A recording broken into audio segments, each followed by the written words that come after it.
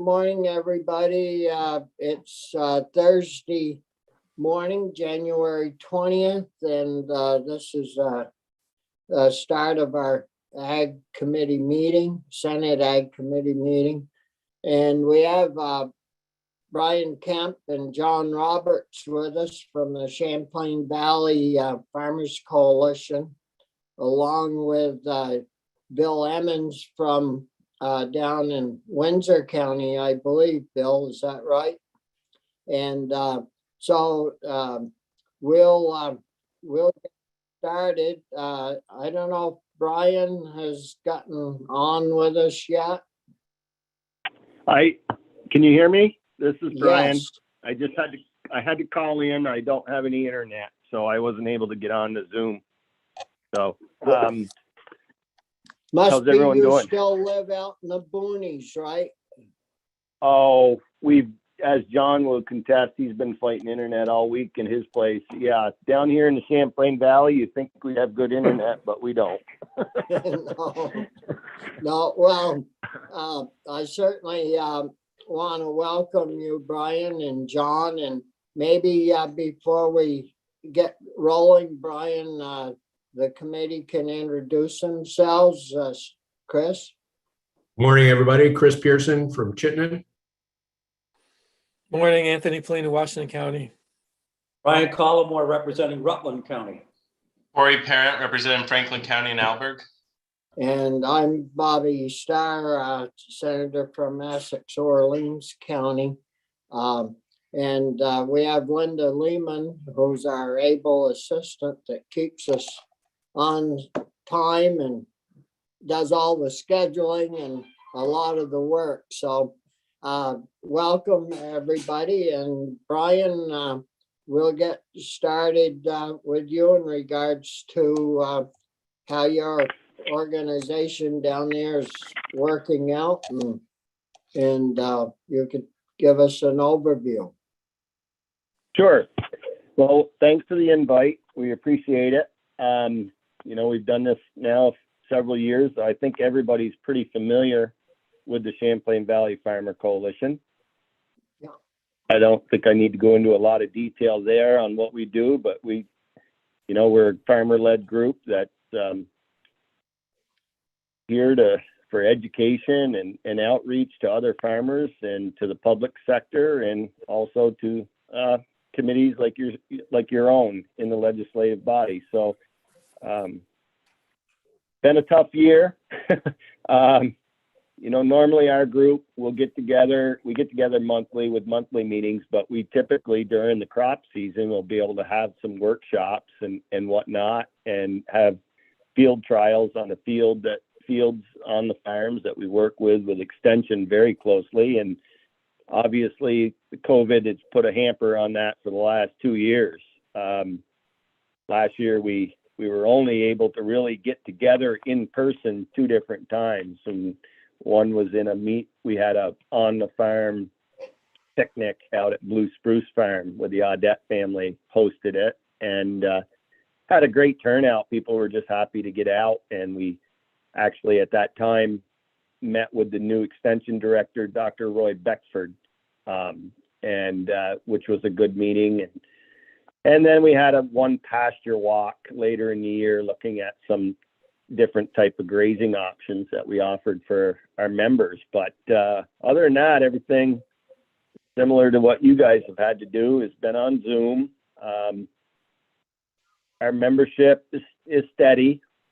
We'd like to see it growing more, but we kind of been steady here for a couple of years now.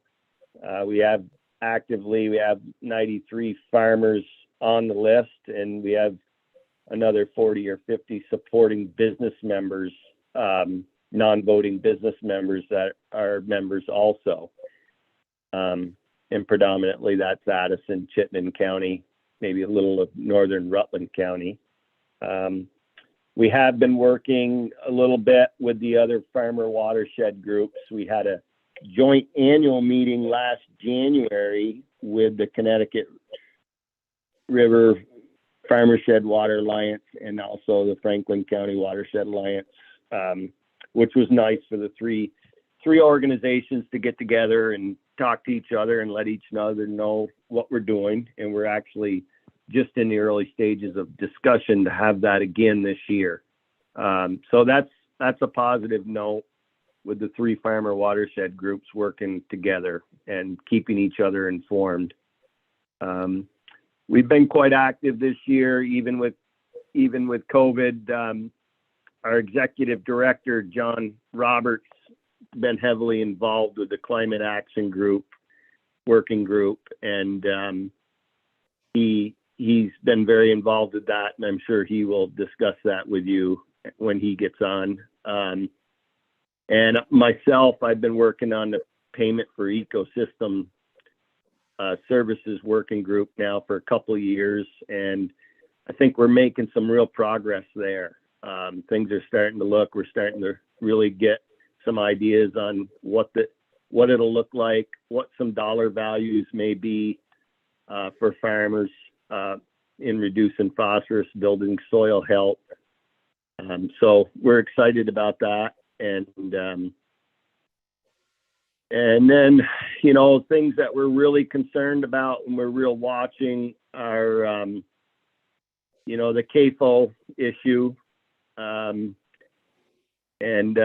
You know, that's always a concern on our plate, you know, working between A&R and the Agency of Ag. The other thing that we're concerned about still is the wetlands rulings and what's going to develop there. And we've talked with you folks about that before. So we're watching those very closely. And now we're hearing some news that there's possibly some certain parties that want to see their RAPs opened up and revised. And again, that's concerning. You know, we want to be part of that. And Anson Tebbets, I know, spoke at the Connecticut River Watershed Alliance meeting about that yesterday, and tried to assure people that, you know, that was going to be hopefully a minimal impact. So we're going to watch that closely. Obviously, you all know the dairy crisis is still looming over everybody's head. You know, that's just an ongoing thing, and we have to figure that out as we go along, and people have to diversify or whatnot. But I think all in all, dairy farmers, you know, they're still trying to plow forward, as we all are. And it's been an interesting last couple of years. But we're moving along. We are going to have some transition in our group, and we're losing two crucial, vital players in our organization, and that would be Jeff Carter from UVM Extension and Kirsten Workman. Kirsten's taken a job with Cornell University, much to our concern. And hey, my internet just came on.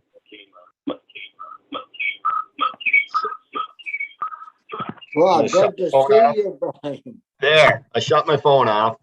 So internet just decided to work. Who was the So that's very second person? concerning. You know, extension's been so vital in the growth of this organization. And we're really concerned. We've had some meetings with the leaders of Extension, Dan Lerner and Dr. Roy Beckford, and they assure us that they're going to be trying to replace Kirsten pretty quickly within the next 4 to 6 months. Not that she can be replaced, but they will fill her position, I should say. And Jeff Carter's position will take much longer. That's like 1.5 years out. So as farmers in Addison and Chittenden County, we're quite concerned about our technical assistance that we're going to have, not only within this organization, but in the field in the summer. You know, it's concerning. And I guess I just put my annual plug in. We really need the legislative body to support Extension. It's vital. And Brian, when is Jeff leaving?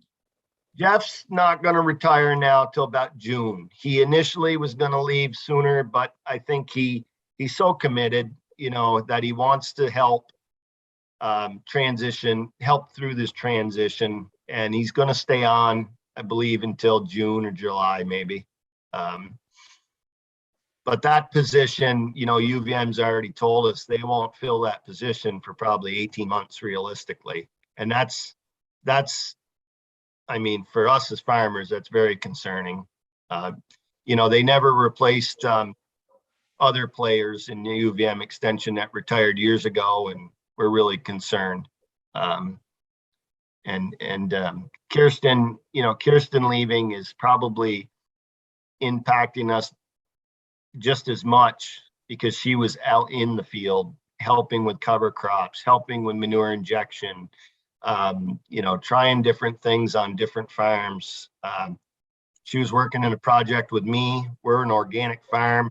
No-till is very challenging organically. She got a Northeast SARE grant last year for us to work on that. And we're pulling in professionals from Indiana, Rick Clark.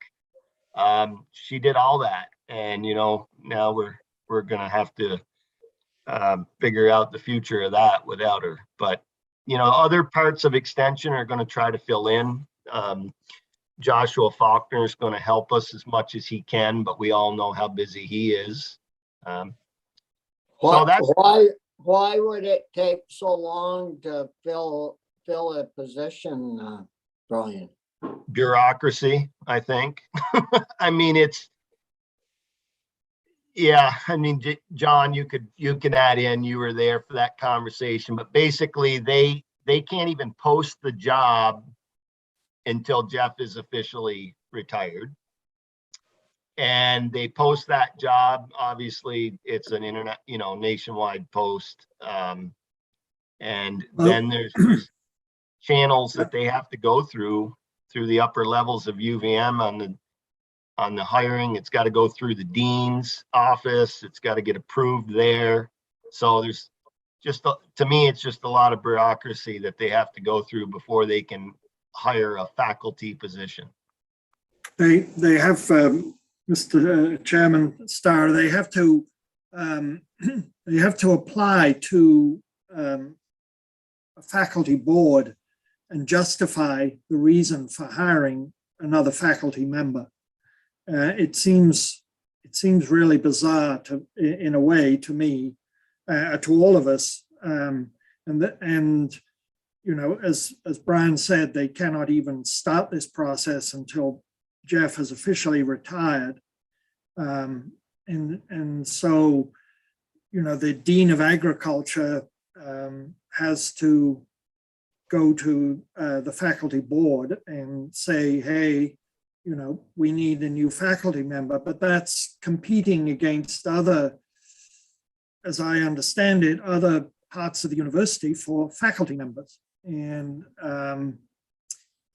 I think with everything that agriculture has to deal with, is being faced with on the environmental front, on the climate front, I know that all of you have heard repeated testimony on how agriculture is going to play a very important role in sequestering carbon, reducing greenhouse gases. In my time on the Ag and Ecosystem Subcommittee, I'm excited by what agriculture can do in those areas. But the farmers are going to need technical assistance, and extension really should be expanding right now, or figuring out new ways of getting their information out to the field. That there are only two real extension agents, Jeff Carter and Heather Darby, in the whole state, and then there are masses of wonderful people who work outside, but there needs to be people in the Connecticut River Valley. There needs to be people in the southern part of the state. So I would, urge you, when you have the opportunity to ask questions of UVM, how they're spending their money, or how they're directing their resources, that this is extension is a very important area. What about a quick question?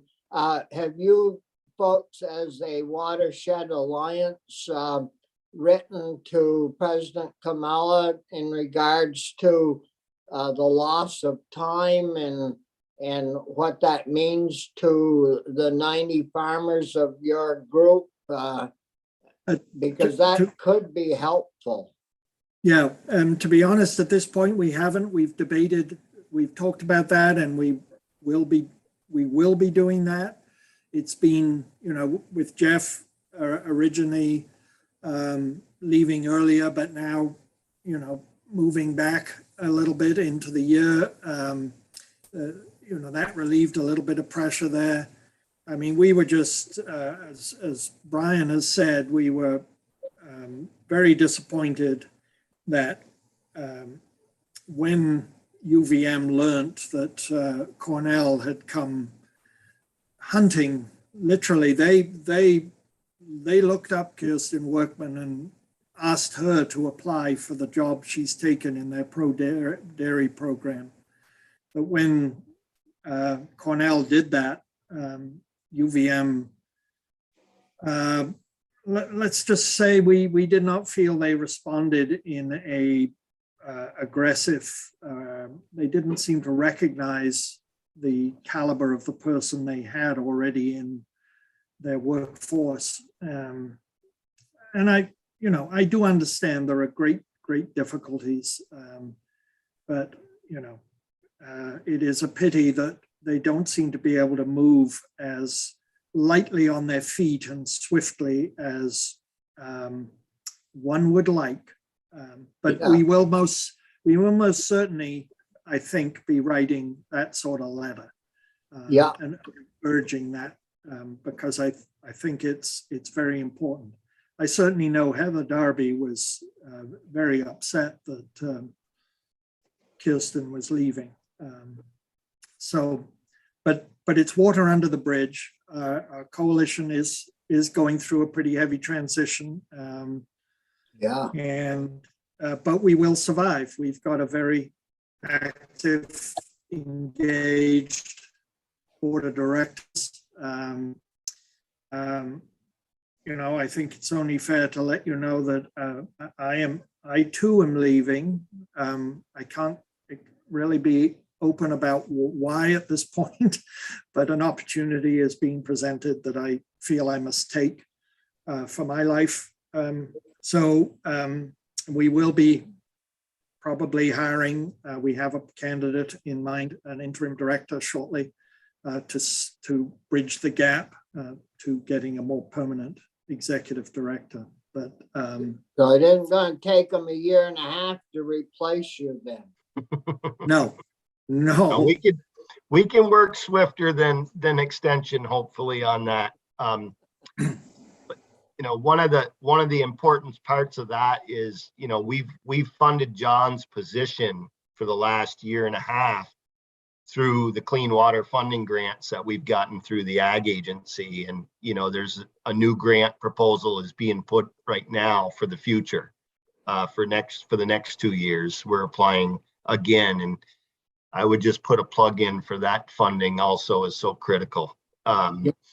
We wouldn't be able to, with just membership dues and what donations we get, we wouldn't be able to fund and pay an executive director. Several years ago, we tried to do a part-time position that we thought we could financially sustain, and we really didn't get applicants because most people can't, swing just a part-time job unless they have something else. So that funding is critical also to organizations like us, and we're very appreciative from what has been put into that fund, and the ag agency's been able to earmark to the farmer watershed groups. But it's critical, and we will be reapplying to have these funds to employ another executive director for the future. Yep. And Senator Pearson? Thanks, Mr. Chair. Just a quick comment for you. The governor's budget asks for a $10 million increase for UVM. And since we have such a strong ally of farmers on the Appropriations Committee, it seems like that would be a fun place to inquire if there was, just any way it could go a little faster than 18 months. I mean, now we're risking basically 2 growing seasons. It really does stagger the imagination, and even just trimming 6 months from that process would be significant, I should think. So I'll be glad to remind you when we get to that point, Mr. Chair, but tuck that away.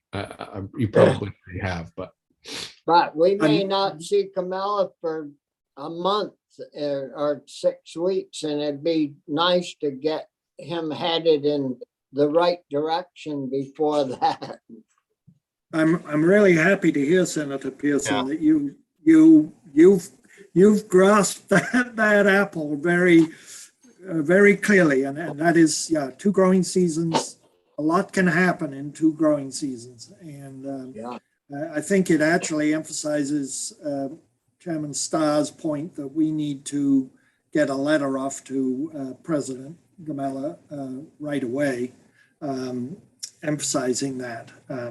Whether it'll change anything, I always remember I served a long time ago,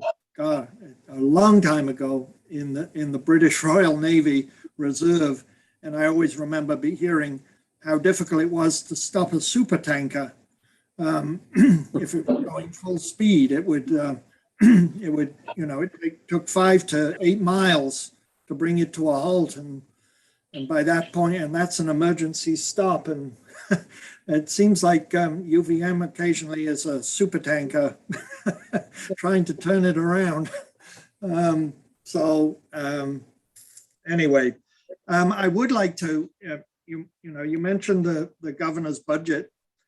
He's also talked about 3 things that I think are really critical. One is $5 more million, excuse me, for agronomic practices for the Agency of Ag. Agronomic practices are a tremendous area of potential taking the right actions on farms. And I hope you would review his budget request favorably and with an open mind. I do not know all the details, I will be honest. He also, I believe, asked for $2 million for agricultural structural work, including meat processing, which is, as you all know, because I know you've heard this, is a critical issue for us, the farmers in the state.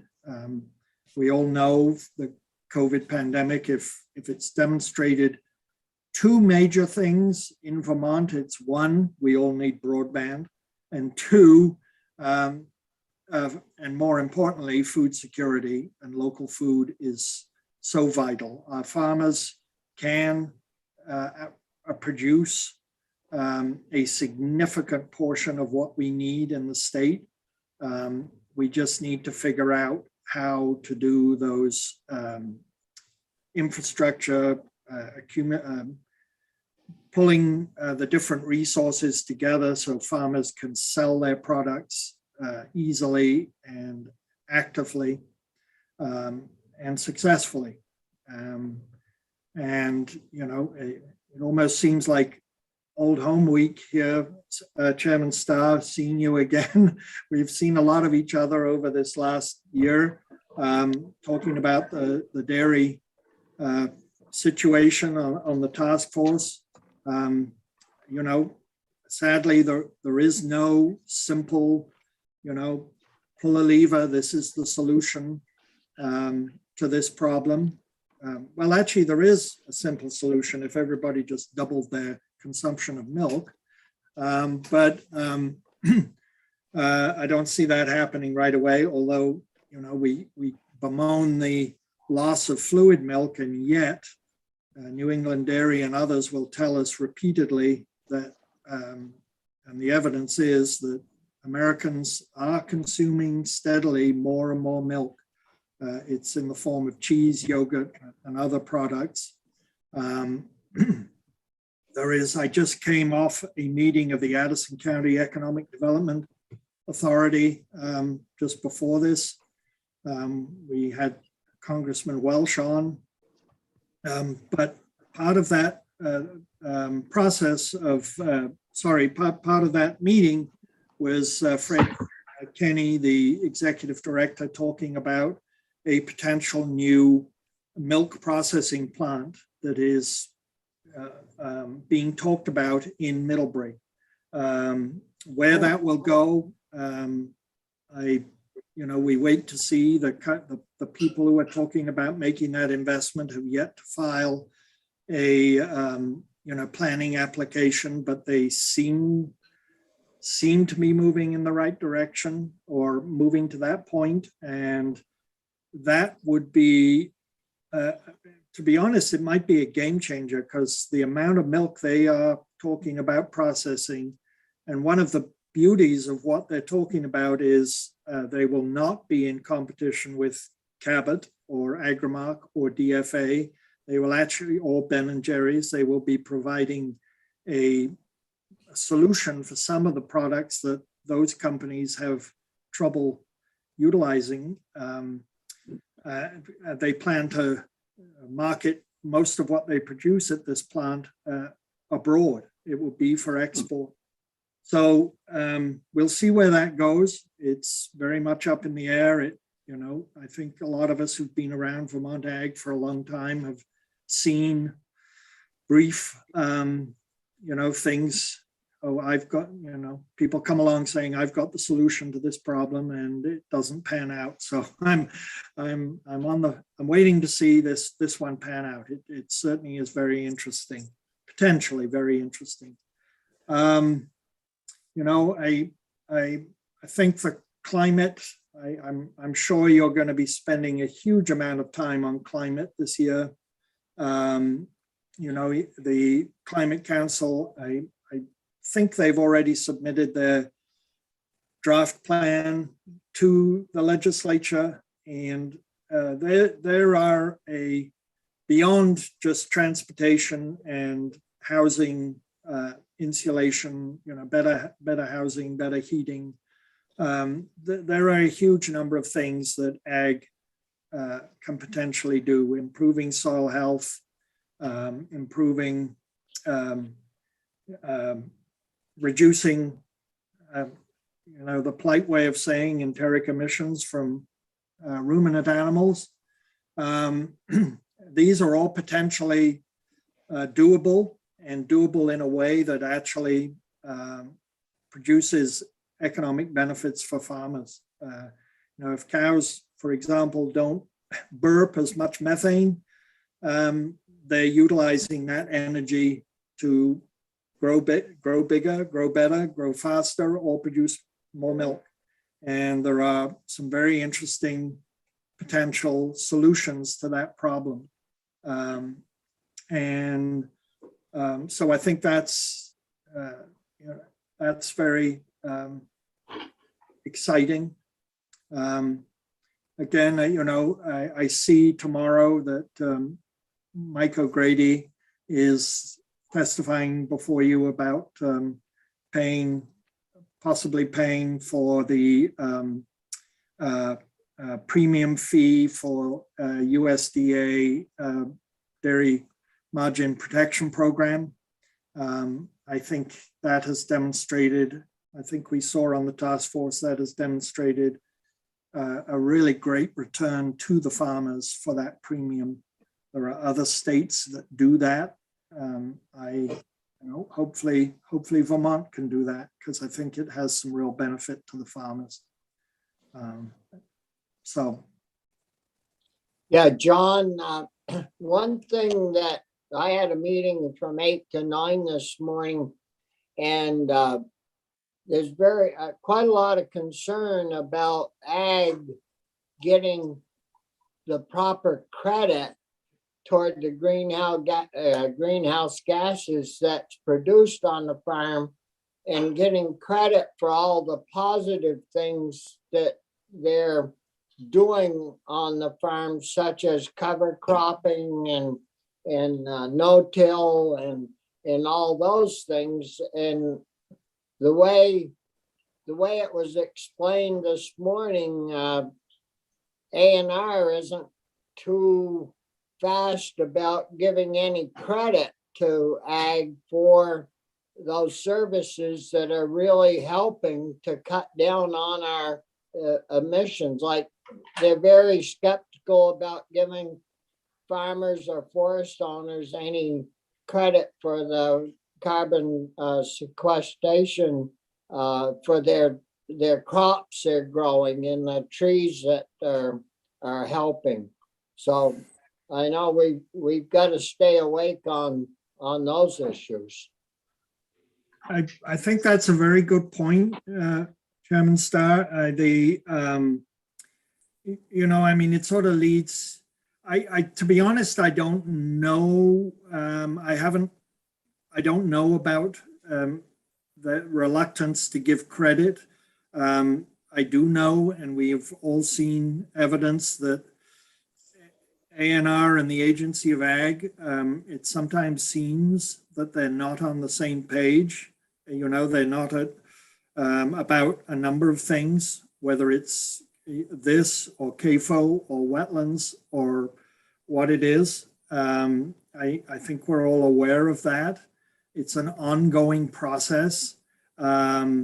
Hopefully, one of the things we did in the coalition, one of the reasons we reached out to the other watershed groups and the VDPA, the Vermont Dairy Producers and Farm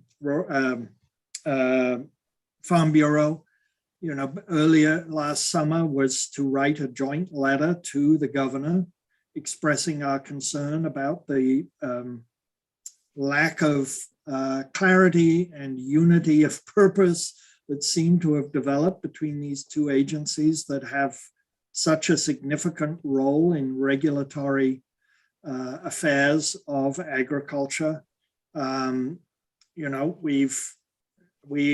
was a lot of talk about making sure that happened, that there was a unity of purpose. I would say we need to see that in action, and maybe it is very tricky. I understand it is tricky to say, okay, 10 acres of cover crop is X amount of phosphorus that's reduced, it's X amount of carbon that's sequestered, and you can't actually, or it is very difficult and would be incredibly expensive, which is why we don't do it, to really try and measure it for every acre of Vermont. We have to use models. We have to use that kind of assessment, and people have different opinions. I think recently there was a report just released on the response to phosphorus in the lake, which showed yet again that the assessment shows that 90% of the reduction of phosphorus in the lake is being done by agriculture right now. And that's a good positive sign. And we need to keep that in the forefront. Yeah, Brian, did you have you had a question?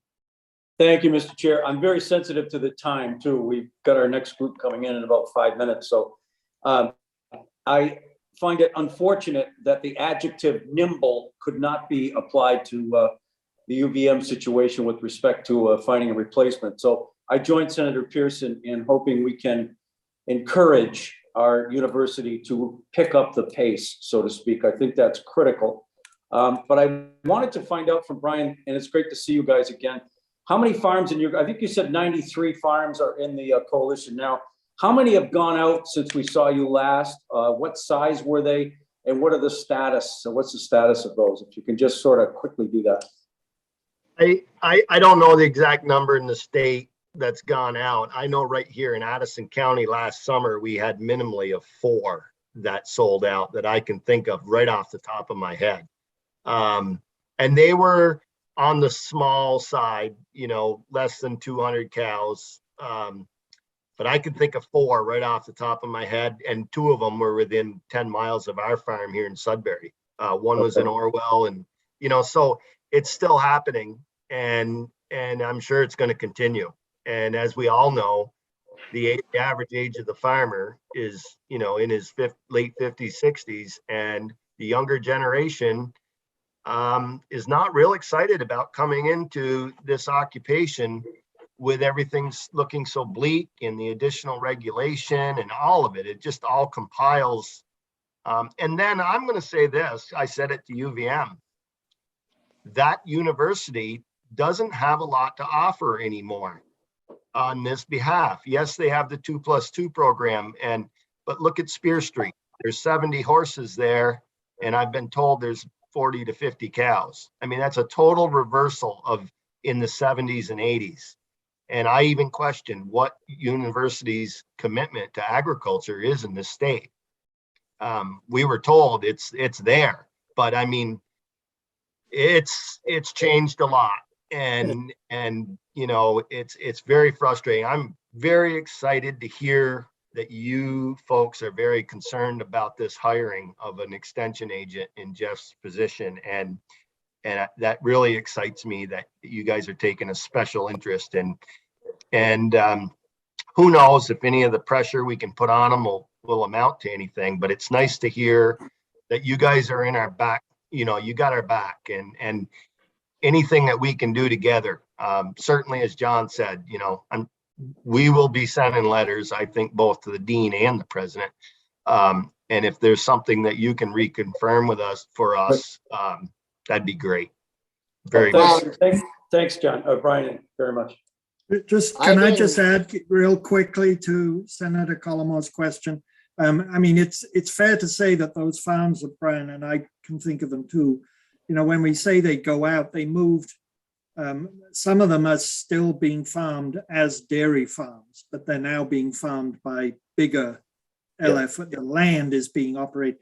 And some of those farmers went out, and not really because the price of milk was terrible, but some of it was, but some of it was they reached a stage of their careers that an opportunity came to sell their herds and retire.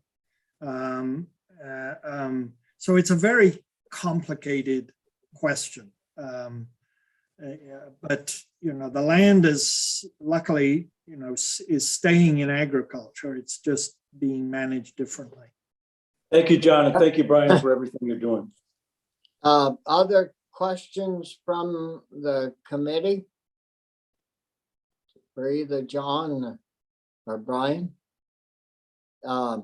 If not, I want to thank both of you very much for your time. And if you do have time, you're more than welcome to stay on. We've got Bill Emmons from the Connecticut River Farmers Watershed coming up next with Jennifer Brine, who works with the White River Natural Resources Conservation District. So you're more than welcome to stay on if you'd like to, and we'll move on. And the other thing I'll mention, we will talk about, maybe we could do a letter ourselves from our committee to the president to urge them to move along to help your situation on your specialists.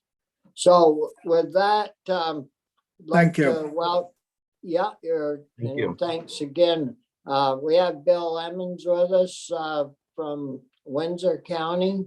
And Bill, it's good to see you this morning and welcome. And we'll turn the floor over to you to tell us a little bit about what's happening down your way. Thank you, Chairman Starr. I appreciate this opportunity to speak with all of you. My name is Bill Emmons. I have a farm in Pomfret near Woodstock. It's a beef cattle farm with an on-farm restaurant. We value added our products over the years to an extent of actually building an on-farm restaurant that can seat up to 50. I've been very successful doing it, and give that credit to my wife, Kathy. But I, along with Paul Doughton, I'm my vice chair. Paul couldn't be with us today. He's our chair. And yesterday we had our annual meeting, and I'm going to read basically a speech that he gave, or a statement to the membership. And after which I'll probably go in a little bit deeper and tell you a little bit more about what we're doing and who's doing it. So first of all, this is the speech by Paul. And he said that this organization was formed in part to give farmers in the Connecticut River Valley a voice in the discussions surrounding water quality, especially when it comes to important projects that have been on a waiting list for several years. In addition to existing concerns, we also wanted to be proactive and give our opinion on any new projects or programs that are in the works. Today, he wanted to talk to everyone, or yesterday he talked to everyone about the changes and notable accomplishments of our group over the past year. And we'll start with some of the partnerships we've made over the last year. We've hired Lyle Nichols as a part-time administrative assistant. And Lyle also works at the White River Natural Resources Conservation District as the agricultural outreach specialist. And it's been very helpful for us to have that administration conducted for us. It's strengthened our relationship with the White River District, and we've also continued to have Jennifer Byrne from the district provide administrative and organizational support. And I can see that Jennifer's with us today, and my hat's off to her for a great deal of work on our behalf and been most helpful in many, many ways. As for our operations, we are expanding our equipment rental library with more resources for farmers in our watershed. In addition to the 2 no-till drills already available for rent, this year we added an Atkinson drill, a smaller type drill that's useful on hilly farms and fields for grass farming, requiring less horsepower and smaller tractors, and expanding our ability to offer no-till drilling to smaller farms. Our no-till drills were acquired in large part with financial assistance from Capital Equipment Assistance Program, or the CEAP grant, which we received through the Vermont Agency of Agriculture, Foods and Markets. It's important to give credit and thanks to Steve Stocking, who's transported and maintained these seeders over the years. In addition to our no-till drills, our roller crimper is also available, and through a Connecticut River Watershed member, Cedar Circle Farm, and a portable scale is also available through the White River Conservation Districts, both at no charge. As for policy projects, we continue to be involved in the Payment for Ecosystem Services Working Group, the Vermont Agricultural Water Quality Partnership, and the Soil Health Policy Network. We keep in touch with members of the Vermont Climate Council, especially the Agricultural and Ecosystem Subcommittee, to ensure the voices of farmers on the eastern side of the state are represented at the decision-making table, and to ensure that no policies are written about farmers without farmers.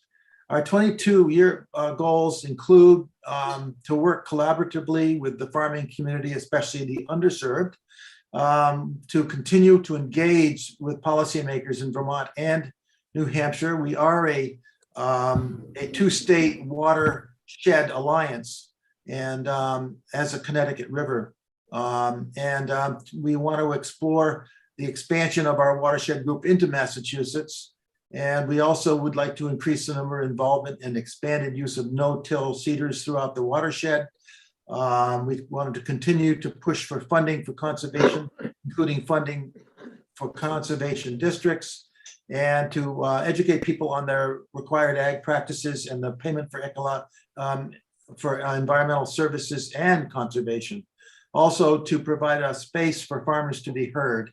And in the coming year, we plan to conduct a SWOT analysis, strengths, weaknesses, opportunities, and threats, and also to develop a 5-year strategic plan. So as you can see, we are in the process of some major planning and a lot of strategy work to help us grow. We basically have 45 farmer members, voting members, 3 businesses, and to be quick about it, the rental program for the cover cropping, we covered 897 acres. The smaller hay buster did 392 acres of that 897 acres. The hay buster, as I mentioned before, is capable of the smaller hillier farm type land.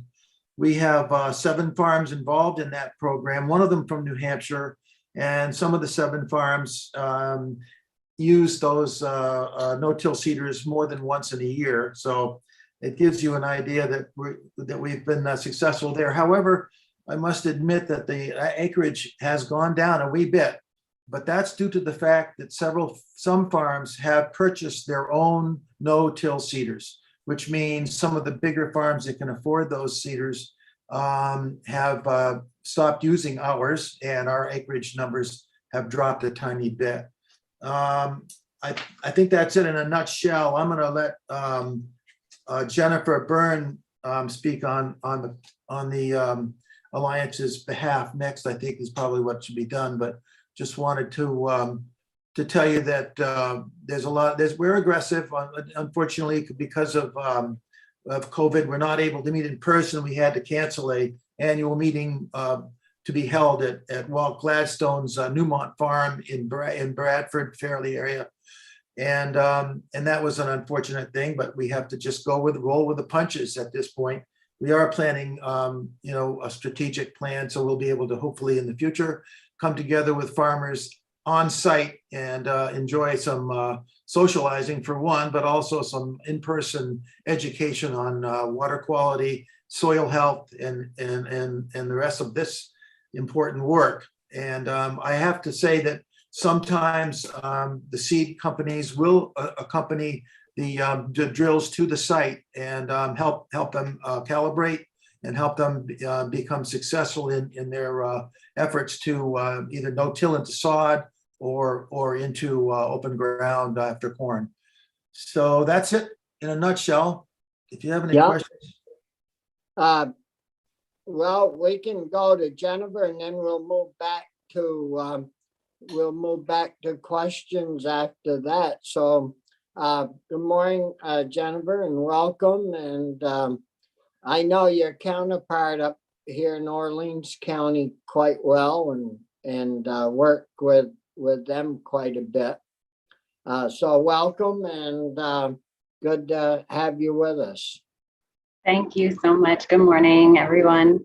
I'm glad to be here. I'm representing the Connecticut River Watershed Farmers Alliance today. I am the district manager of the White River Natural Resource Conservation District, and we cover Orange and some of Windsor County, and actually our agriculture outreach goes throughout Windsor County. And so I'd love to come back and talk more about what the conservation districts are up to and are planning, which is a lot. So today I'll stick to some of the accomplishments of the Farmers Alliance. We at the White River District have been providing administrative and organizational support for the Farmers Alliance since its inception about 6 years ago. And through that work, we help to host meetings and organize the membership. We've also handled all the website design and 501c3 assistance, getting the nonprofit all squared away, as well as grant writing in some cases. And as Bill mentioned, hiring our admin assistant, who we share a position. So he does, just about 5 hours with the Farmers Alliance, which works out really nicely. A really exciting development this year is we acquired a Working Lands Enterprise Board grant for strategic planning that Bill was talking about, where we'll do the SWOT analysis, we'll make a marketing plan, So that will occur over this next year. And we're really grateful for that grant to help pay for some of our time to do all that strategic planning. And we also have been helping to develop the equipment rental library. Bill mentioned all the equipment that's currently available, and we have a nice flyer too that we can maybe send you to get a sense of all our equipment. And that's available throughout the watershed.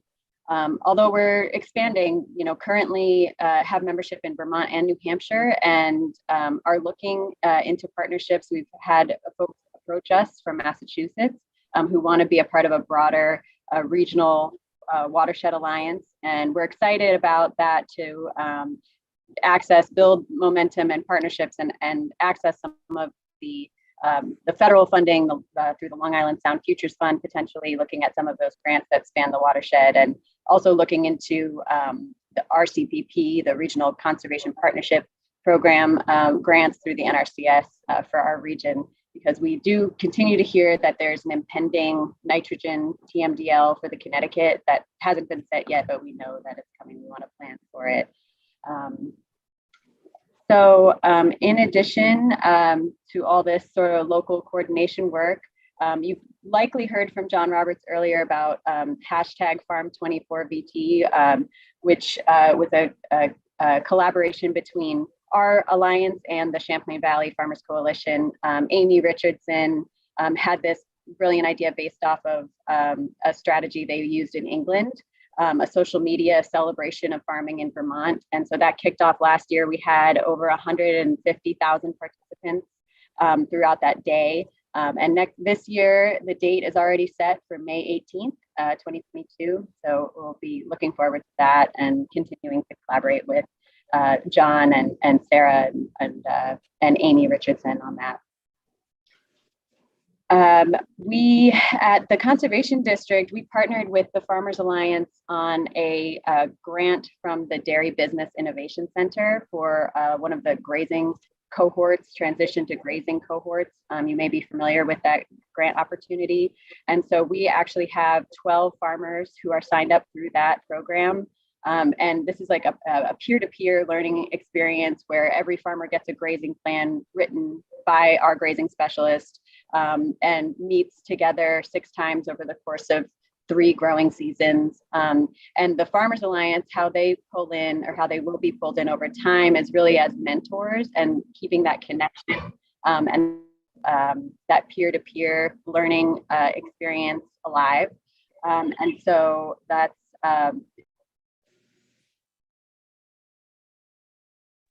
we're going into our 2nd year of that grant, and it's really been very successful. We're really excited about it. What we're offering from the district side is the grazing specialists, but also Amber Reed, if you may know her, and also a funding plan specialist who is our district agriculture resource specialist, who really is going to work with each individual farm and create a plan specifically for their farm in order to implement the grazing plan and the conservation plans that they have. And we really see that type of technical assistance, that consistent person who is almost like a caseworker, walking folks through these many programs and choosing and working with them to decide which programs are best for their scenario.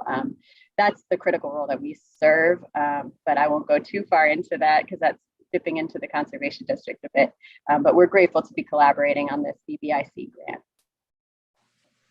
grant.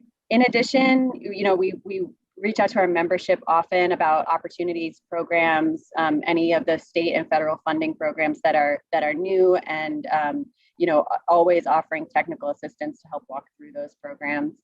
And I'd love to share a few slides. This is an exciting network that the Farmers Alliance is a part of, and Paul Doughton is actually on the steering committee with me of the Soil Health Policy Network. Bill mentioned it earlier, and I'm going to share a few slides about this network, if you don't mind. Should I not? That's good. I can wait. Okay, good. Bounced off.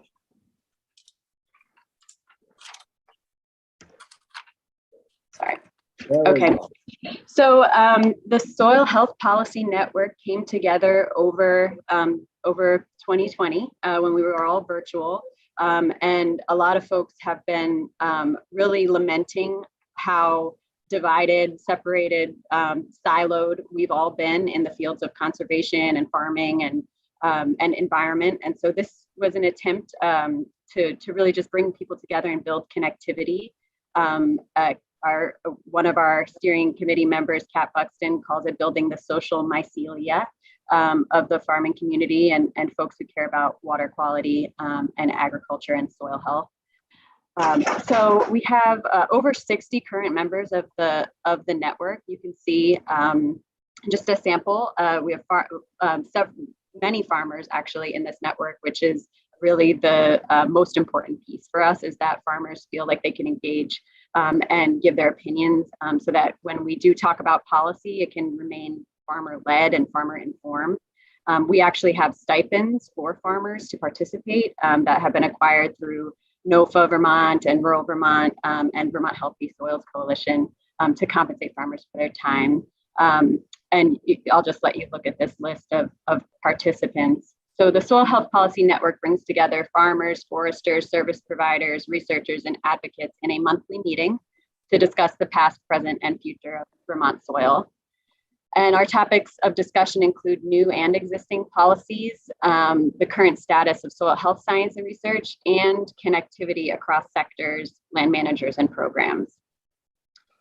We are organized by a volunteer steering committee, and the network meetings include, we start with a full group discussion and then break out into the three subcommittees: policy, research, and connectivity.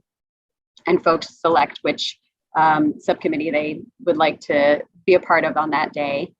The policy subcommittee reviews and discusses current policies and talks about potential future policies and legislation. And network members are encouraged to bring forth initiatives for discussion. And we openly discuss across agricultural sectors. We really want to build well-informed policies and movements that are farmer-led, farmer-informed, led by those who are most affected by the policies that are being written.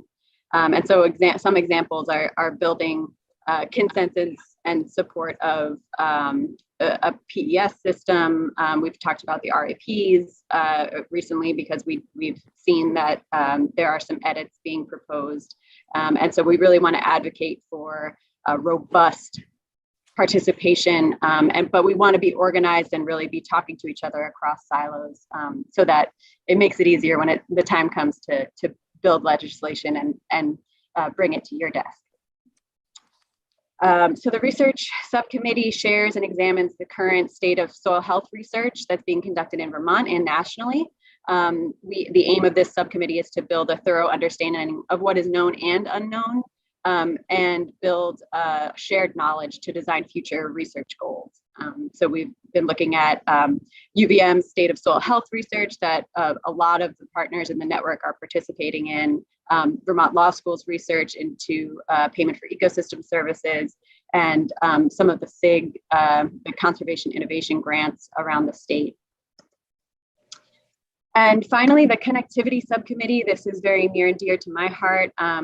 We are seeking to de-silo the people and programs across the state in order to build cohesion and common knowledge of the many programs, organizations, and efforts that are working to build soil health. And our goal is twofold. One is to ensure that every person can be involved in the statewide conversation around soil health. And two is for all stakeholders to understand the availability, similarities, and differences of existing programs and efforts to address soil health in the state. So those are all my slides that I'm sharing on the network, but I did want to close with saying this, in addition to this network, and really the network is really strengthening this type of coordination on the local level, because from here, we're spreading the word about our tactical basin planning processes and the ability to participate in those, as well as the local work groups, which are actually an NRCS, a USDA NRCS group that the conservation districts chair. And the local work groups are really a decision-making body to inform federal policy.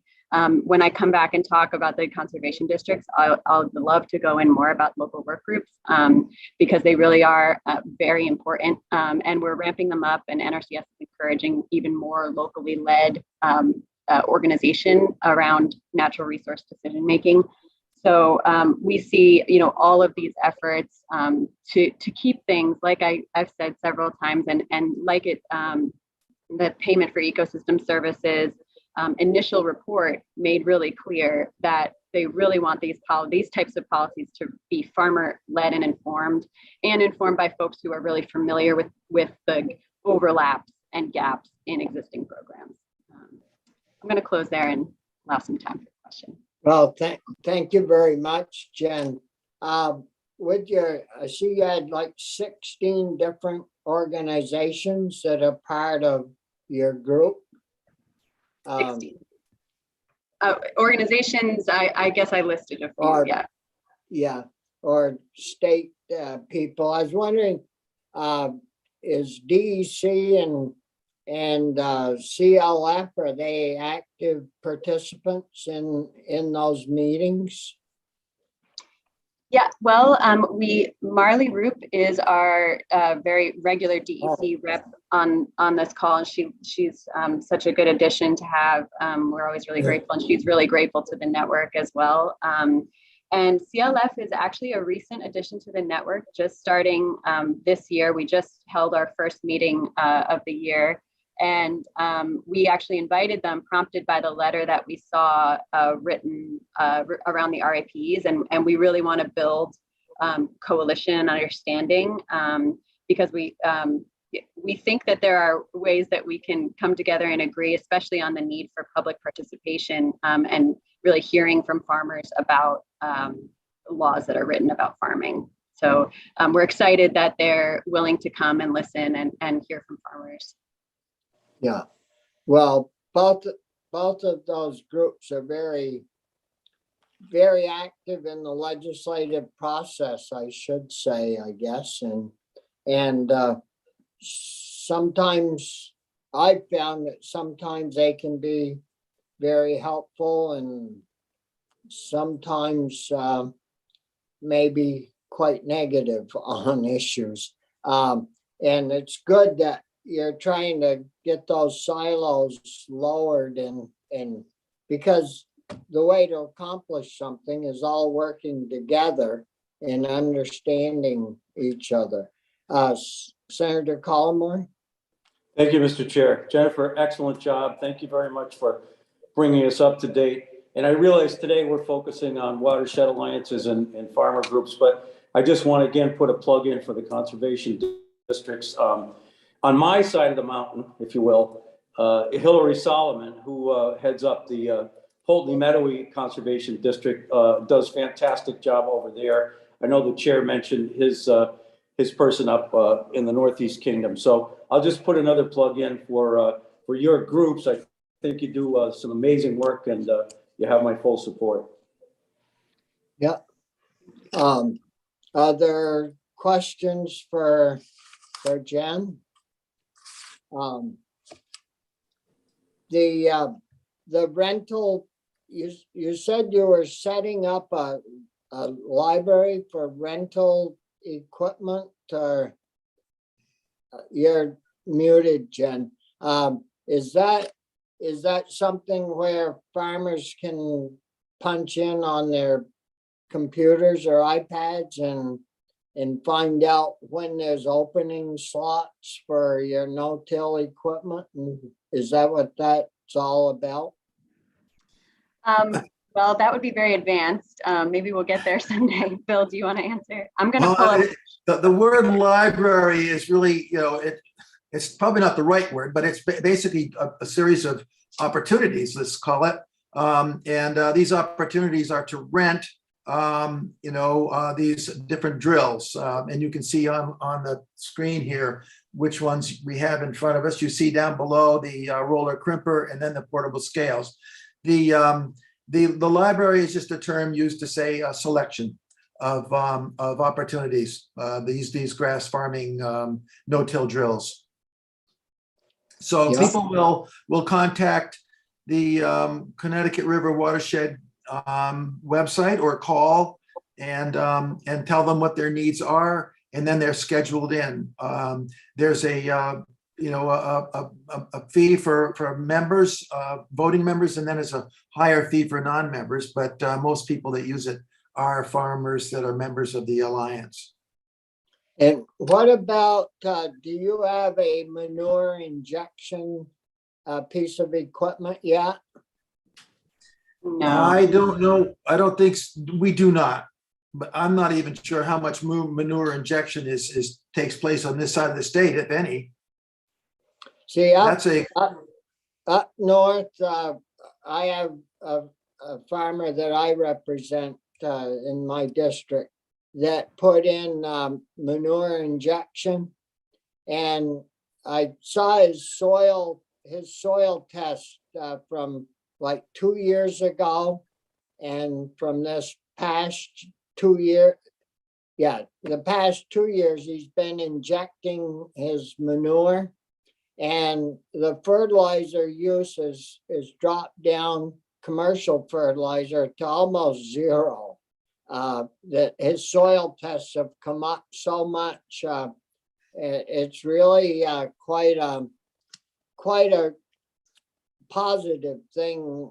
You get away from having to buy commercial fertilizer, which is very expensive, as well as improving your soil health, and it's he put hundreds of thousands of dollars into that because it's a drag line, and so he cut down on the use of tractors and trucks, and it's really made quite a improvement on his soil health and compaction and all those things that hurt the soils as you move forward.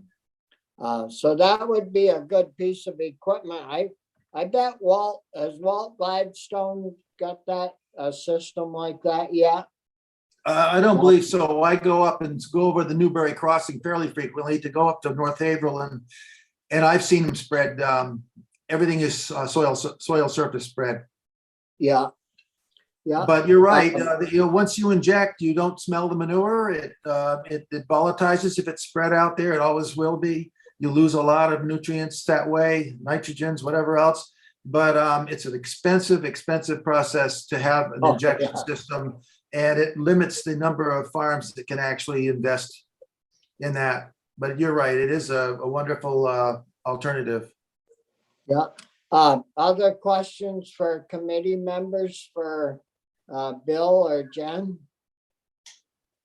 Before I go, Mr. Chairman, I'd just like to mention that I've gone through this justification process with UVM in the past.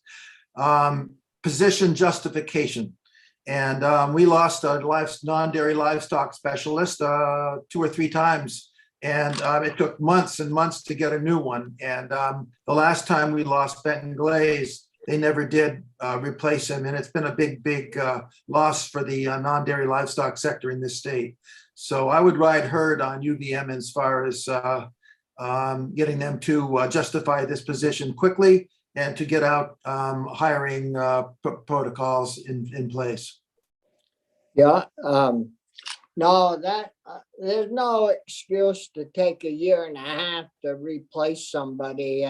If they didn't have the money, that'd be one thing. But if a guy's retiring, what's happened to his salary money? And if they're going from somebody that's worked for them for 30 years to a brand new person, I would expect there's some revenue enhancement there, because you wouldn't start a new person off where your 30-year-old employee has been paid. So no, we'll get on to that and help push it.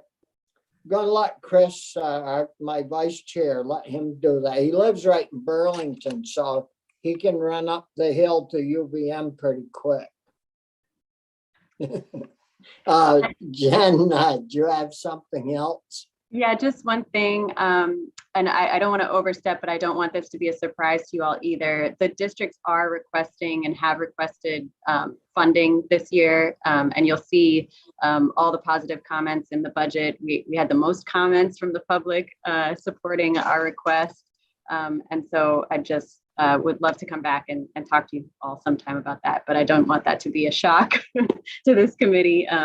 That we're really in need of some funding just to keep our ship running.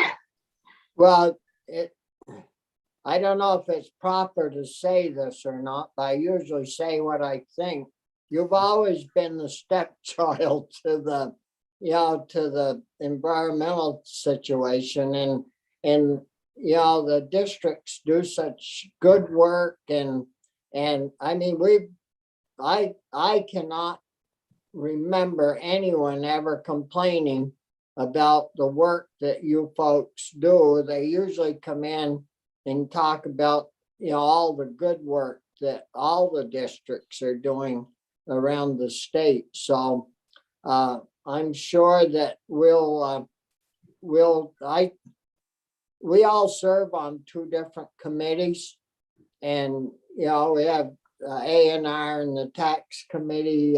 Chris serves on that, and Brian's on government operations, and Anthony, and I happen to get picked to sit on appropriations. So we're pretty well spread out throughout the Senate side of the legislature, and usually we have very good support for ag funding and ag issues. And so we appreciate all the good work that you folks do. It makes our job easier when it comes time to ask for something. Brian? Yeah, and I don't mean to belabor the point, but to Jennifer's point and yours, Mr. Chair, I agree. And I've used this before where, the old phrase, I'm from the government and I'm here to help. And sometimes people can't run away fast enough when that situation happens, but it's never happened to my knowledge with the conservation district. So I agree with the chair that the interaction that you folks have with our ag community has always been a positive one. And people look forward to engaging with you because you're collaborative in your efforts. So I would urge us to, again, be in support of some funding for you too. Yeah.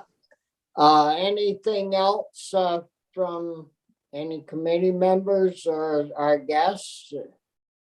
If not, thank you both very much Thank you. for being with us this morning, and we certainly appreciate all that you do. And anytime you have a concern or want to talk to us again, feel free to call in Linda, and we'll put you on the schedule. Say hello to Dutton when you see him, Paul. Oh, yeah, we'll do that. Yeah. I'd like to mention one more thing before we go. Is that we had nominations and elections of new board directors yesterday, and I got Steve Taylor on from New Hampshire. So that's a really wonderful person to have on your board. So I just wanted to share that with you. Yeah, I worked with Steve for years when we were doing the dairy compact, and we're also both on the Eastern States Board of Directors down in Eastern State. So we're still working together. So no, he's a great guy. Yeah, he's delightful, and it's hard to have a short conversation with him. That's for sure. Yeah. Thank you all. I'm gonna run to another meeting, but I just want to tell you how much I appreciate all you're doing for us. Yeah. Well, thank you both again, and committee, we'll take a short break, and we've got a group coming on at 10:30. So we'll take a short break, and I'll see you in 10 or